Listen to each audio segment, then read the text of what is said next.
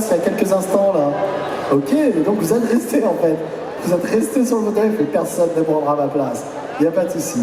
Eh bien écoutez, messieurs, dames, de suite maintenant, peut-être qu'il y en a certains d'entre vous, j'en suis sûr, qui sont nostalgiques de ces périodes un petit peu club d'eau et autres. Peut-être qu'il y en a qui ont connu cette période, un peu comme moi aussi, voyons, du haut de mes 25 ans. Mais voilà, maintenant, pour vous, eh bien ça va être la conférence des mystères de l'amour. Ah, je vois qu'il y a des fans. Est-ce qu'il y a... Ah, attendez. Je vois qu'on est très chaud. Donc est-ce qu'il y aura des questions quand même? Ah là, il y a un panel de fans, écoutez. Je ne vous entends pas. Eh bien, vous savez quoi? On va les accueillir comme il se doit. S'il y a des fans, je dois vous entendre. Attention. Ah, pas maintenant. Attention. À 3, vous déchaînez les enfers. C'est parti. 3, 2, 1. Ah, ça c'est bien. Eh bien, écoutez, s'il vous plaît, veuillez les accueillir comme il se doit. Elsa Asnou et Lali Ménian.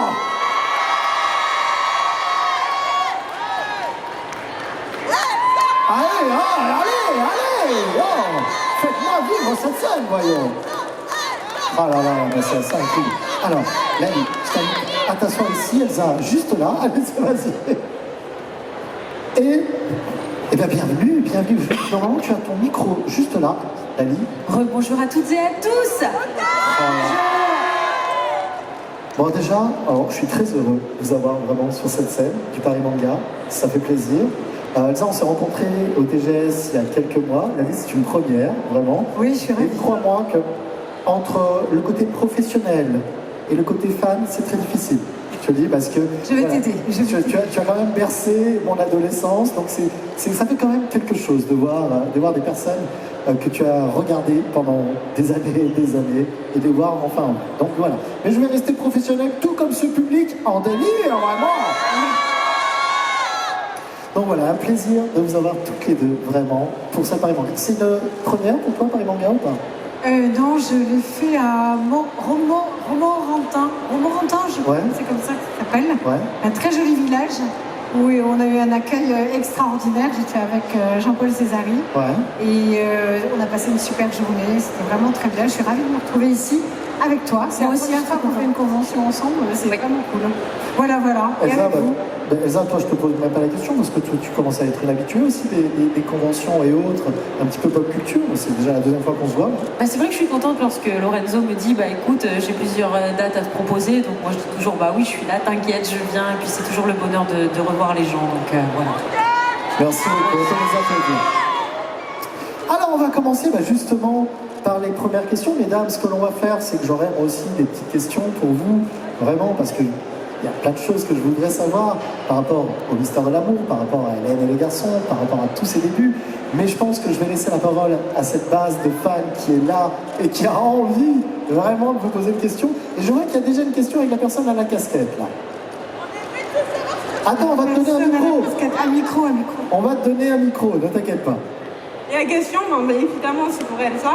Ok. On aimerait tout savoir si tu vas vraiment te remettre avec Christian, parce qu'on n'en peut plus te voir triste dans les mystères de l'amour et on pleure tous les jours. Et je pense que tous les fans sont d'accord avec moi. Est-ce que Elsa va spoiler aujourd'hui sur cette scène du Paris Manga? Avec grande honnêteté, je ne le sais pas moi-même. Je t'assure que c'est vrai.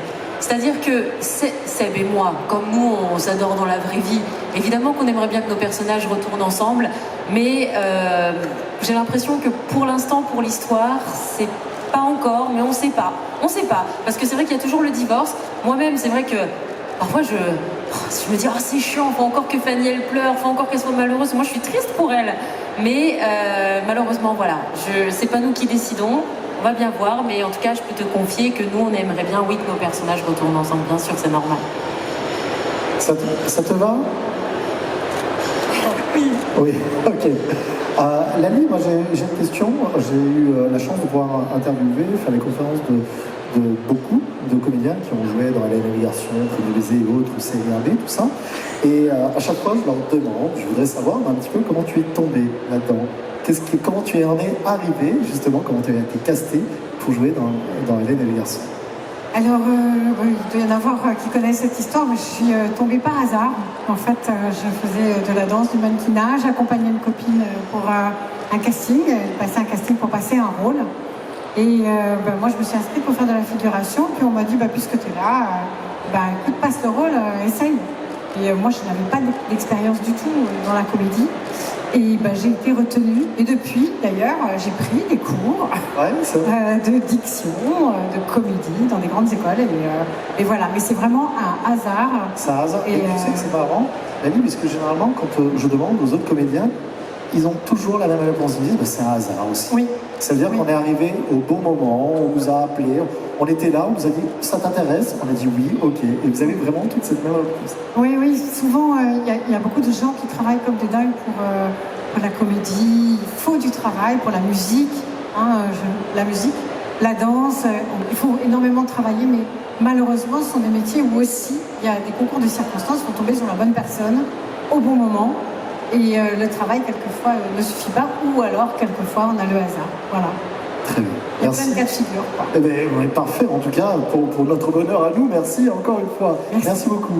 Elsa, peut-être la même question. Tu avais déjà répondu à Toulouse, mais peut-être pour ce public de Paris. Toi, comment t'en es arrivé dans les mystères de l'amour et autres? Alors bon, moi on va dire que c'était pas un hasard dans le sens où moi j'avais fait mon école de cinéma, je voulais absolument faire ce métier-là. Je faisais beaucoup de casting, ça marchait pas forcément. Et ça a été quand j'y croyais plus du tout que j'ai passé ce dernier casting où là c'est Ariane Carletti qui m'avait repéré sur le site de mon agent de l'époque et qui a dit je souhaiterais rencontrer Elsa Esnou. Je suis venue, j'ai été dans les locaux de JLA Production et là donc je me suis présentée parce qu'on te demande toujours de te présenter devant la caméra. Donc j'ai dit bonjour, je suis comédienne et chanteuse. Ah bon, tu chantes? Vas-y, chante-nous quelque chose. Et du coup je me suis mise à chanter Christina Aguilera Hurt et on m'a rappelé quelques jours après pour le rôle de Fanny, la petite chanteuse. Mais c'est vrai que j'y croyais plus du tout parce que c'est vrai que moi, on m'avait aussi souvent dit s'il n'y a personne dans ta famille, machin. Enfin, souvent, on disait aussi que ça marchait du piston. Alors, c'est pas forcément le cas à chaque fois. Il y en a, c'est vrai, on va pas se mentir, mais pas à chaque fois. La preuve, j'en suis aussi la preuve. Voilà. Il y a plein de cas de figure différents. Et donc, ça a fonctionné. Ça a été quand j'y croyais plus. Donc, là où je rejoins totalement Lali, c'est que c'est énormément de travail, mais il faut aussi, au bout d'un moment, une question de chance aussi, qui fait que, effectivement, ça a été au bon moment, avec la bonne personne. Moi, je me dis, j'y croyais plus, puis ça a été le dernier. Moi, je me dis, sinon, je finis dans les avions, puisque j'avais fait ma formation d'hôtesse de l'air. Hôtesse de l'air, hein. J'avais dit, si j'ai pas ce Jolie hôtesse, hein. Oh, elle était gentille. Jolie hôtesse. Mais voilà, donc croyez toujours, accrochez-vous. Si vous croyez vraiment très fort en quelque chose, donnez-vous les moyens, parce que rien n'est magique. C'est-à-dire que si on n'a personne qui nous met vraiment sur les rails, vous êtes obligé de vous le faire vous-même. Mais à un moment donné, je suis sûre que ça paye. Si vous êtes vraiment fait pour quelque chose, accrochez-vous. Ne laissez personne vous dire que c'est pas pour vous. Même si ça doit prendre du temps, mais accrochez-vous. Parce que la force de la pensée, je vous jure que c'est vrai. C'est pas des bêtises. Croyez très très fort en vos rêves, en ce que vous voulez, ça marchera. Vraiment. Merci. Déjà, on peut appeler. C'est bien applaudir, s'il vous plaît, Elsa. Et surtout, Elsa, c'est une super histoire parce que c'est exactement ce qui se passe pour toi.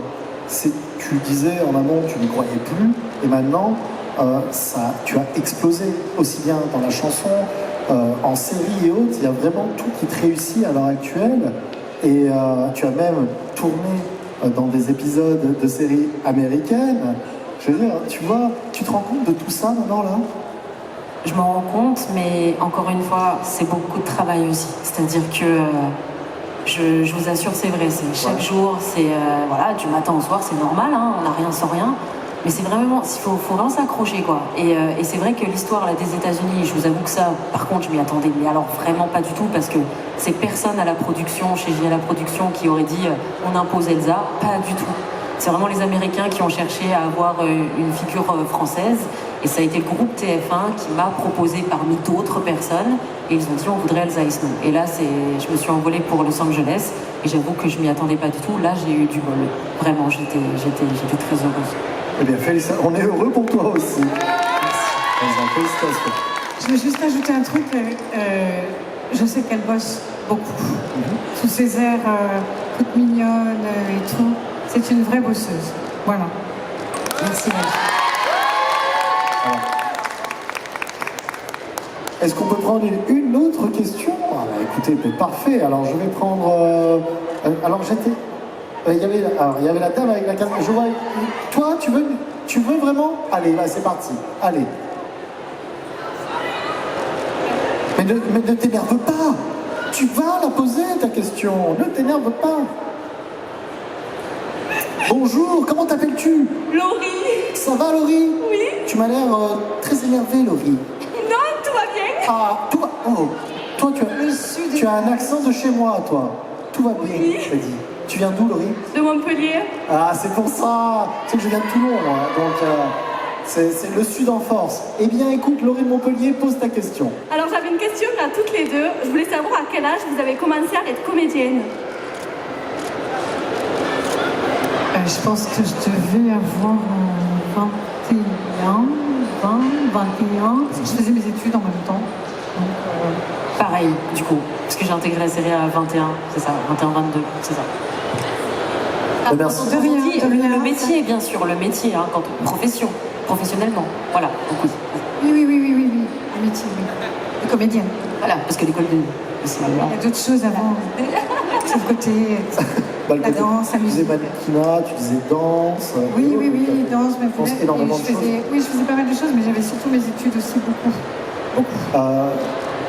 Lali, pour toi, par rapport à Hélène et le garçon, on le sait tous maintenant, quand on voit eh bien, les mystères de l'amour, donc les suites qu'il y a eu, et que ça perdure, après toutes ces années, toi à l'époque, quand tu commences Hélène et les garçons, est-ce que, en termes d'état d'esprit, tu te dis, ouais, c'est quelque chose qui va perdurer, ça va durer quelques années, stop, point à la ligne, et ensuite, bon, bah voilà, on passera à autre chose. Est-ce que tu t'attendais vraiment à ce que ces séries, AB, eh bien, perdurent et soient aussi ancrées dans la pop culture en France, puisqu'on peut parler de pop culture maintenant, vraiment.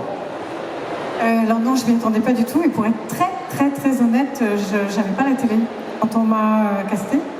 Je savais même pas où je mettais les pieds. Donc, je savais pas ce que c'était une série, je connaissais pas le sitcom, je connaissais pas Hélène et les garçons. Et Tu connaissais même pas le Club Dorothée, en fait, finalement, alors. quand j'étais petite, Ouais. il y avait le Club Dorothée, il y avait les dessins animés, Il y avait Récré à deux, il y avait... voilà, Récré à deux et tout ça. Donc, bon, j'étais petite, j'étais chez mes parents, mais Ouais. moi, j'aimais pas la télé. Chez moi, j'avais pas la télé. J'étais pas trop de culture télévisuelle. Et donc, je me suis rendu compte que effectivement, ça allait marcher, vraiment marcher. Et l'impact sur les gens quand les diffusions ont commencé, parce que moi, je suis arrivée 1 an après, et qu'on a commencé à m'arrêter dans la rue. Et les réactions des gens, ça m'a impressionnée. Ouais. Et je me suis dit, il se passe quelque chose. Et après, j'ai vu le travail d'Hélène, j'ai vu ce qui se passait avec Hélène, et effectivement, c'était devenu un phénomène de société. On était dans le Nouvel Obs, on était dans des gros magazines politiques, sociaux. Et là, effectivement, on s'est rendu compte que c'était un phénomène de société. Voilà. C'est comme ça que je me... C'est totalement vrai ce que tu dis, puisque tu l'as bien expliqué. À cette époque, donc on est milieu 90, fin 90, on arrive. Vraiment, je parle encore quand Hélène et le garçon est encore diffusé Oui, au oui, Club oui. Dorothée. C'est un impact qui est complètement fou, vraiment.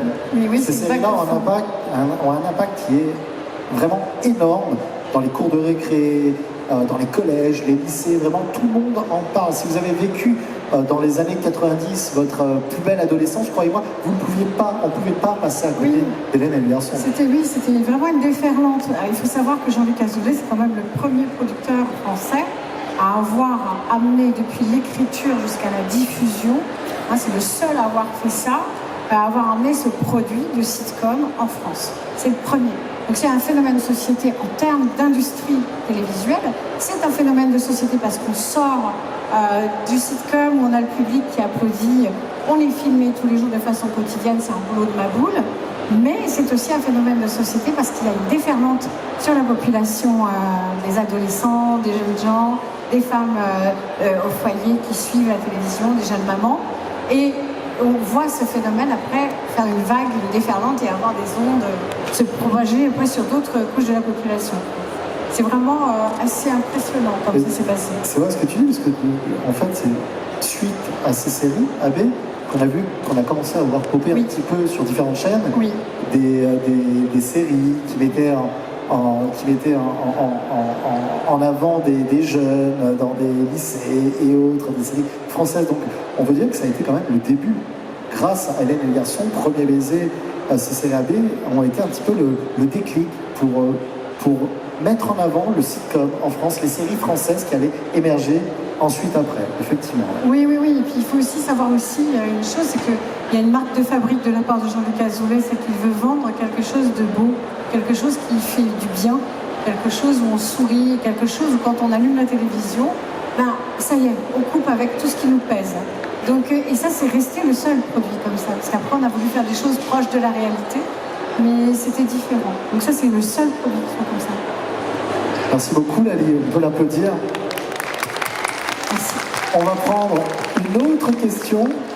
Eh bien écoutez, où sont les... Ah, il y a une rangée devant. Il y a une rangée là, effectivement. Allez, je vais prendre la dame là qui a l'écharpe rose là. C'est toi. C'est toi. Est-ce que quelqu'un peut apporter un micro? Excusez-moi, pardon, je suis désolé. Je voulais pas... Regarde, juste la dame qui est là. Et bonjour. Bonjour, j'ai une question pour vous deux. Eh bien, allez. Quand vous faites le personnage, est-ce que vous vous retrouvez dans votre caractère? Ça, c'est intéressant comme question. Savoir si vous mettez... À toi. C'est vrai ça, Elsa, tu mets un petit peu de toi dans ce personnage? Moi, j'avoue que j'essaye de mettre au maximum moi. Parce que si vous voulez, alors c'est ce que je disais toujours, c'est que Fanny, j'ai l'impression que c'est un peu comme ma fille. C'est-à-dire que je l'ai vue évoluer, je l'ai vue être malheureuse pour son Christian, j'ai l'impression de vivre avec elle ses émotions. Et du coup, oui, je mets une partie de moi, mais que je suis obligée de limiter. Parce que, évidemment, ça reste un scénario, ça reste des personnages fictifs. Donc si c'était vraiment du Elsa, je peux te dire qu'il y a des choses, ce serait vraiment pas passé avec Christian. Hein. Ah, je vais te dire, moi le mec qui demande le divorce, bah écoute, ok, hein, écoute, tu vois. Non mais il y a plein de choses où je pourrais dire même, allez, enfin tu vois, ou quand parfois il a pu la tromper, je lui dis mais non, Fanny, tu peux pas réagir comme ça, c'est pas possible, voilà. Donc il y a plein de choses moi qui pourraient me mettre un petit peu plus en rage pour elle. Mais Fanny est beaucoup plus douce, enfin très très gentille. Donc j'essaie de lui donner un petit peu de caractère, un petit peu de caractère, mais c'est vrai que je suis obligée de limiter et de respecter aussi ce qui est écrit. Voilà. D'accord. Et Lali? C'est précisément l'inverse. Lali était très exubérante. Moi, je suis plutôt calme, réservée. Donc, je me suis toujours attachée à composer mon rôle. Et c'est un métier, hein, donc je compose. Et quand on m'arrête dans la rue et qu'on me demande si je peux lire l'avenir, je dis je suis désolée. C'est un métier. Je compose, je ne vois rien. Je ne vois rien, sachez-le, je ne vois rien. Donc voilà. Non, mais en revanche, j'ai beaucoup d'amour et beaucoup d'affection pour mon personnage. Ça rejoint un peu ce que tu dis. Beaucoup d'attachement pour elle. Et j'éprouve une joie et une certaine curiosité à toujours composer avec ce qui fait un peu moi, bien sûr, mais vraiment créer ce personnage comme on compose une marionnette, quoi. Voilà, mais c'est mon job, enfin c'est mon boulot, quoi. Donc, et j'adore ça. Voilà. Merci beaucoup. Écoutez, je vois qu'il y a en fait cette rangée. Allez, Cette la personne rangée-là. juste là, assise là. Oui. Bonjour, ce serait pour Elsa. Oui. Elsa, est-ce que vous allez avoir un bébé avec Christian? Eh ben, pour l'instant, nous sommes en divorce. C'est compliqué. Non, en revanche, ce qui est fort probable, c'est que peut-être un jour, peut-être, je me le souhaite, c'est que si c'est dans la vraie vie, ce sera mis à la télé. Je pense, moi. Je pense que peut-être le producteur attend ça. Voilà. Tu sais que ça se fait beaucoup en plus, Elsa. Ça se fait beaucoup parce que... C'est qu'il l'a fait pour d'autres personnages. Tu l'as fait. Tout à l'heure, on avait Jen qui incarnait la mère dans Malcolm. Et quand elle était enceinte, dans la vraie vie, elle incarnait la mère enceinte du dernier fils, aussi dans la série. Il l'a pas fait pour Macha. Macha. Il l'a fait pour Macha, il l'a fait pour moi. Et on m'a même filmé à l'échographie. Ah oui, waouh. Ouais.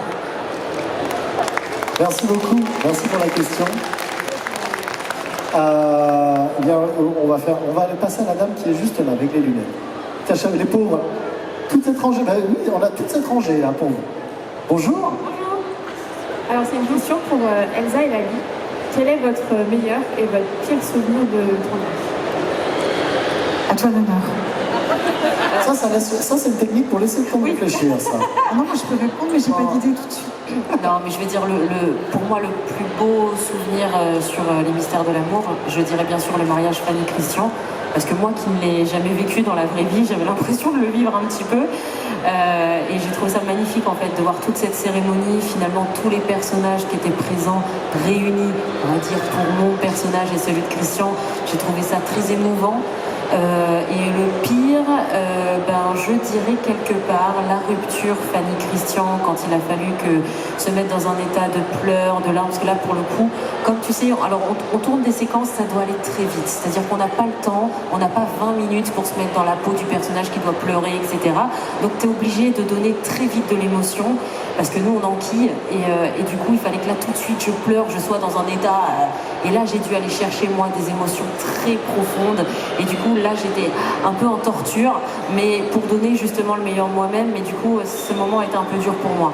Voilà, parce qu'à la fois j'étais triste pour Fanny, et puis moi j'ai dû aller chercher des choses, donc c'était un peu dur. Mais voilà, mais au moins ça a donné par contre la scène, donc voilà.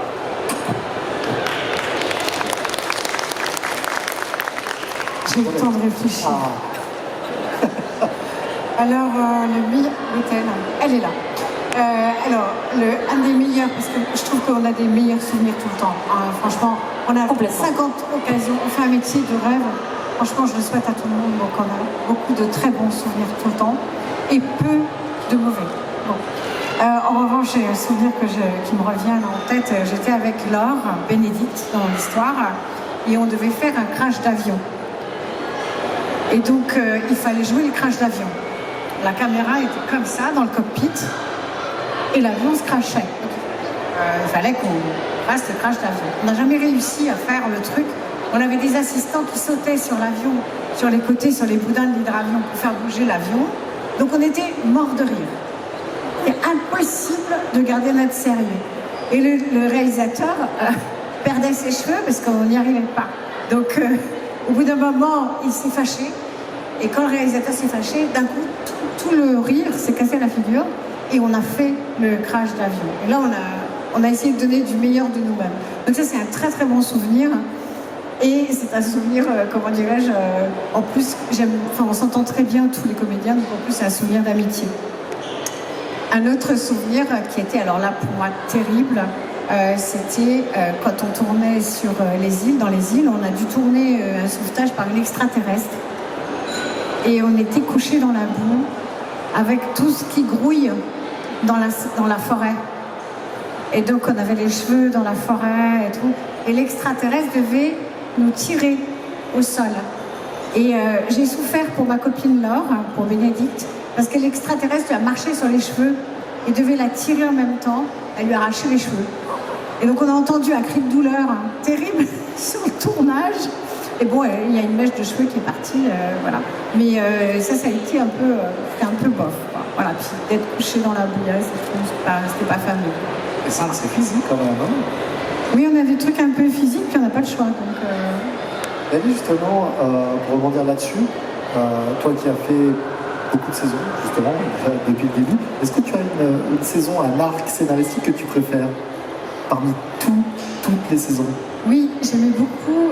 Alors, bien sûr, Saint-Martin, quand on a tourné dans les îles, c'était très plaisant, c'était super.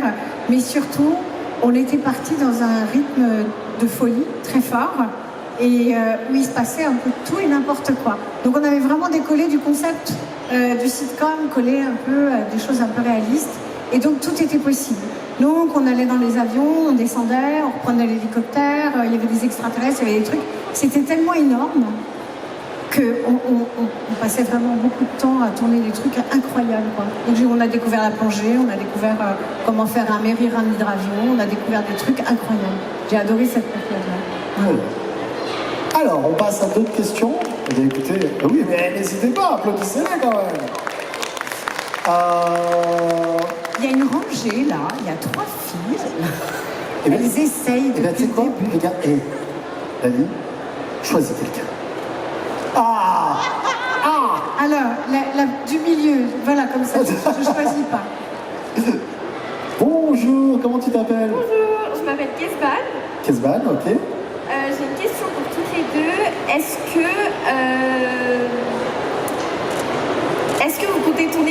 ensemble? Parce que vous tournez pas beaucoup ensemble des scènes en commun. On tourne plus beaucoup ensemble. On a tourné, c'est ma belle-fille quand même, c'est mon Oui, activité. mais N'oubliez pas. scènes ensemble plus souvent.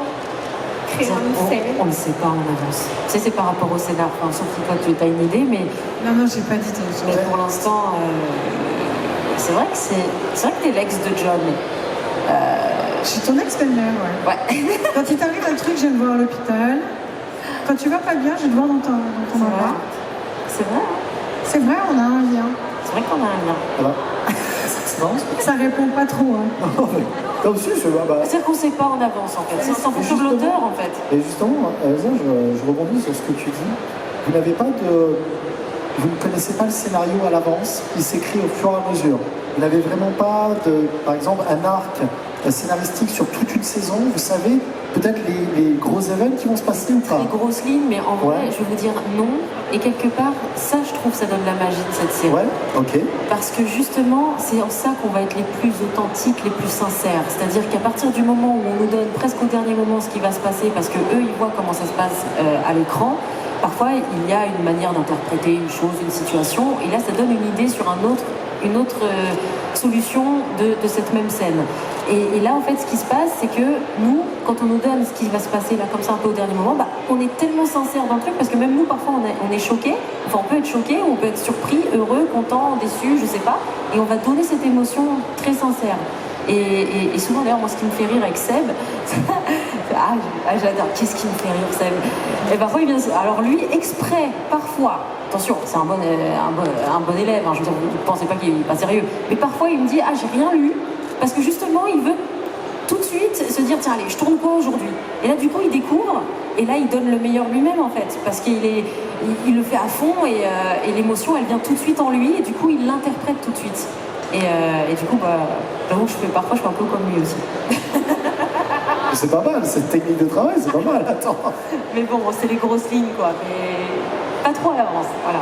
Ok, très bien. Allez, écoute, toi, hein, on va faire avec toi, alors. On va faire la game. C'est parti.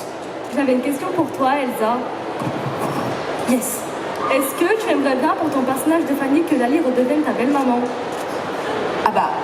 Moi, forcément, oui, parce que moi, personnellement, j'adorais vraiment ces scènes-là qu'on avait, parce que Fanny, pour moi, elle n'a pas de maman. Voilà, elle n'a pas eu sa maman, et j'étais touchée pour elle qu'elle puisse en adopter une, finalement. Et je trouvais que le lien Lali-Fanny fonctionnait très bien à l'écran. Et moi, je trouvais attendrissant ces scènes. Voilà. Après, effectivement, comme c'est l'ex de mon père adoptif, je sais pas si c'est compliqué. Donc ça c'est. Mais j'avoue que j'aimais beaucoup partager ces scènes avec toi, Lali. C'est réciproque. Et j'avais juste un petit truc à dire aussi, je voulais le dire ici. En fait, Elsa, je vais passer mon examen d'auxiliaire vétérinaire le 25 septembre. Oh génial! En fait, on peut l'applaudir. Bravo. Bravo. Alors vraiment. Tu vas passer ton examen, tu l'as pas encore réussi. Elle va le réussir, c'est sûr. Non, mais je te dis merde alors. Comme ça, au moins, voilà. Mais tu vas le réussir, c'est sûr. Je préfère te dire merde, comme ça, on sait jamais. Non, parce qu'elle sait ma passion pour les animaux. C'est pas grave. Allez, on croise les doigts. La personne là-bas avec la casquette, juste derrière vous, monsieur. Et ensuite, je passerai à vous, monsieur, tiens d'ailleurs. Bonjour aux deux, que j'ai vu tout à l'heure. J'ai une question pour les deux. Comment vous faites pour retenir votre texte? Parce que ça doit être dur de retenir un texte sans avoir le papier devant vous. Ça s'appelle la mémoire. Non, tu sais quoi? On a l'habitude, en fait. Je pense que si demain on me demande de faire quelque chose que j'ai pas l'habitude de faire tous les jours, pour moi, je vais mettre un certain temps à faire l'apprentissage de ce truc-là. Mais la mémoire, si tu la travailles tous les jours, après tu finis par lire ton texte un peu en diagonale, tu finis par avoir l'idée principale, hein, tu es d'accord? Et puis tu finis par apprendre ce que dit l'autre aussi. Et puis après, on a un dialogue qui est assez courant, hein, il fait partie de la vie quotidienne, ce dialogue. Donc ça va tout seul. Mais c'est tous les jours. Ça te va?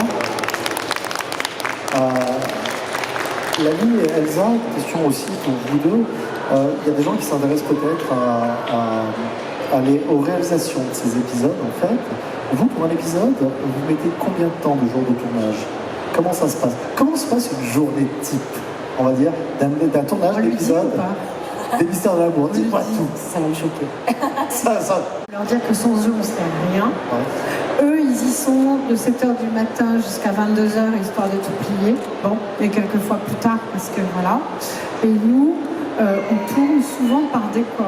C'est-à-dire qu'on va faire une journée dans l'appartement de famille, après on va faire le concert, et puis après on va aller à la maison de campagne, puis finalement il faut aller au commissariat, il faut faire ci. Donc c'est répertorié par décor. Donc effectivement, on va avoir des journées tunnels, ce qu'on appelle les journées tunnels. On a je ne sais pas combien de séquences par jour. Puis on va avoir une ou deux journées off dans la semaine, où là on peut respirer, apprendre les textes, hein, lire, apprendre, et puis se préparer pour les prochains jours de tournage. Voilà. Quelque chose à rajouter, Elsa, quand on dit apprendre les textes? Non, c'est quoi une journée off? Ah, Non, c'est pas une journée off, c'est une journée sans tournage. donnez du repos à cette dame, s'il vous plaît. Donnez du repos à cette dame, s'il vous plaît, on en a besoin. Je veux dormir.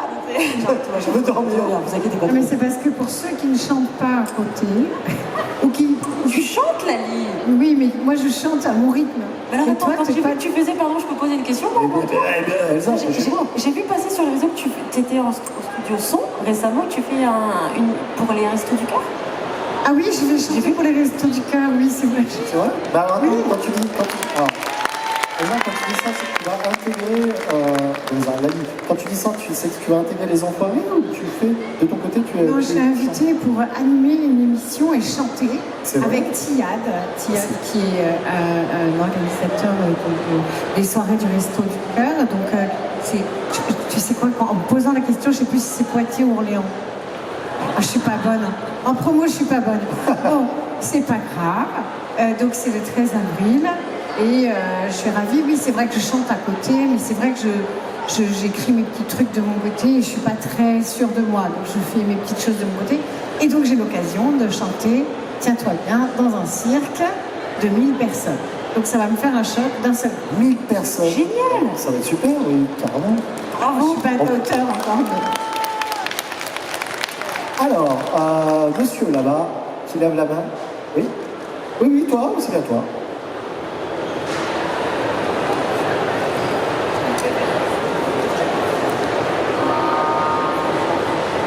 Hello. Alors j'ai une question pour Lali, c'est le voyageur encore. Oui, bonjour voyageur. Bon, je sais qu'elle date, mais est-ce que tu as vu la vidéo du joueur du grenier sur les sitcoms AB? La vidéo de quoi? Du joueur du grenier. C'est quoi le joueur? Alors, Jean du Grenier, il a dit, alors je vais expliquer. Jean du Grenier, c'est un youtubeur en fait, c'est l'un des plus gros youtubeurs connus en France qui parle de gaming et autres.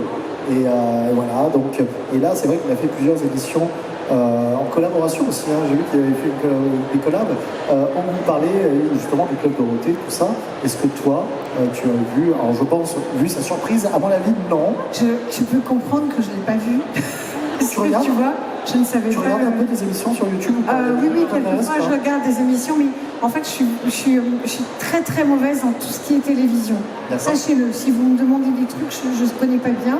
YouTube, oui, mais parce que j'ai plutôt d'autres centres d'intérêt en plus de la télévision, bien sûr, mais je suis nulle dans tout ce qui est YouTube et tout ça. Donc je ne l'ai pas vu, je suis vraiment navrée. Et ça disait quoi cette vidéo du coup? Il se moquait de vous en fait. Ah, mais ça c'est super.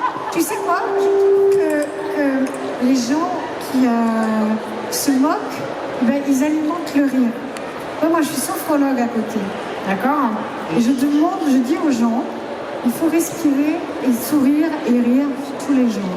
Donc s'il alimente le rire des gens, je trouve ça formidable. Non mais la vidéo est à mourir de rire. Ben, j'irai regarder. Merci. Il faut dire de la regarder, voilà. Merci. Merci beaucoup. Messieurs, dames, il est déjà 16h. On va certainement... Je vais aller là-bas. Parce que c'est... Oui, cette dame-là, elle est là-bas. Ce monsieur aussi. Allez, c'est bon. Allez, monsieur. Parce que votre femme, elle est en train de s'énerver à côté. Hein.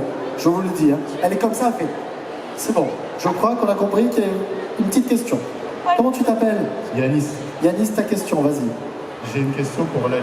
Ok. J'écoute. Je voudrais savoir, Sébastien Couriot, qui était votre premier compagnon dans Il et les garçons, Oui. Est-ce que vous allez rejouer avec lui dans les Mystères de l'amour ou pas? Non. Non, pour deux raisons.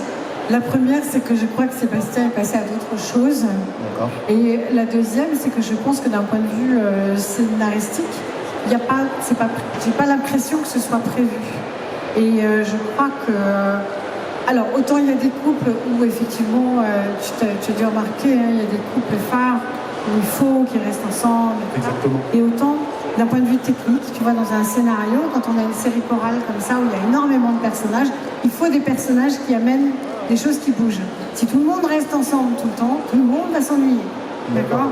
Donc moi je fais partie des personnages qui vont amener un peu du mouvement, des émotions différentes. Hein. Il y a beaucoup d'émotions fortes dans ton couple, dans ton personnage. Et moi j'ai le côté un peu plus léger, où c'est pas grave si je suis plus avec Pierre, Paul, Jacques, si je suis toute seule, c'est pas grave. D'accord. Par la même occasion, j'ai une petite question encore qui me vient. Oui. Et c'est encore pour toi. N'hésite pas, n'hésite pas. Ta meilleure expérience, c'est dans Les Mêmes Garçons, Le Miracle de l'amour, Les Vacances ou Les Mystères? Je te pose une vraie question. Elle est énorme cette question. Ah bah oui, Quand je pose des fausses questions depuis tout à l'heure, monsieur, qu'est-ce que ça veut dire ça? Non, ma meilleure expérience en tant que comédienne, c'est vraiment les débuts parce que je me suis rendu compte qu'il fallait apprendre, il fallait travailler. Donc, moi j'ai appris beaucoup. Et la meilleure expérience humaine, c'est tous les jours avec toute l'équipe, les techniciens, les comédiens, tout le monde. C'est une vraie expérience humaine et c'est unique. Il n'y a que là. Voilà, merci. Bah, merci beaucoup. Parce que je crois que ta dame veut dire quelque chose. Elle s'approche du micro, elle veut certainement manger le micro. Mais non, vas-y, laisse-lui le micro, vas-y. Vous voulez dire quelque chose, madame? Allez-y, ne vous laissez pas faire. Non, juste vous remercier et vous dire qu'ils vous aiment tous. Ah, c'est gentil, Merci, Yanis. madame. Je te connaissais pas, je t'aime déjà. Merci beaucoup, Yanis. Ah, tu parlais d'eux. Ça va. Yanis, merci beaucoup. Laissez-moi mourir, s'il vous plaît. Alors, bien écoutez, ça va être the last one. La dernière question. Vraiment. Je vais donc laisser Elsa choisir la personne. C'est horrible, je sais. T'as vu comme je te redonne tout. Quoi? Voilà la dame, là. Moi, voilà, la simplicité, voilà. Comme ça. Ok, très bien. Tu sais que t'aurais pu lui passer devant. Il n'y a pas de souci. Comment tu t'appelles? Marjorie. Ça va, Marjorie? On a dit tout à l'heure effectivement que vous chantiez toutes les deux et je voulais savoir si ça vous intéressait de faire un duo peut-être sur le prochain album d'Elsa. Moi, ça me pose aucun problème, ça me ferait même plaisir. Donc, si toi, Valérie, tu serais d'accord. Ça ne me pose aucun problème. Ça me pose aucun problème, mais j'ai un bon grade. Non, je veux savoir quand même Elsa, une fois qu'il dépote. Et je veux bien faire les chœurs. N'importe quoi. Non, je plaisante. Non, ce serait avec plaisir. Ce serait un grand honneur. Non, ce serait très sympa. Je pense qu'on peut faire un truc sympa. Mais tu sais qu'on avait quand même fait une chanson, là, les Grayson. Mais j'étais dans la salle quand vous l'avez chantée. Oui, mais toi, de base, tu étais sur cette chanson. Hein, oui, parce qu'on l'avait faite avec Richard, Seb, Lali. Et c'est vrai que ça aurait été cool déjà cette version-là, tous ensemble. Mais donc Lali, on a déjà chanté un petit moment ensemble. Oui, c'est vrai. On a juste une toute petite question pour le fun. Lali, où est passé Apollon? Apollon, il doit être dans la réserve du décor de... Qui est Apollon? C'est mon amoureux, c'est ma statue. Ah, une statue? Ah ok, là j'avais pas la rêve. Alors Apollon est avec ses frères, ses sœurs et sa famille dans le décor, dans la réserve des décors. Voilà. Mais il est toujours dans mon cœur. Merci beaucoup. Mais les amis, cette fois on est obligé d'arrêter, je suis désolé. Veuillez applaudir comme il se doit. Vraiment qui était avec nous dans cette conférence. Et vous savez quoi? On peut se faire une petite... Est-ce qu'il est là, le CR, là? Il a disparu, je vois une petite photo avec tout le public derrière, là. Ça pourrait être cool. Une grosse photo. Est-ce que ça vous intéresse? Non, mais regardez, on va se mettre devant. Je vois, regardez là. Mais non, c'est une petite photo.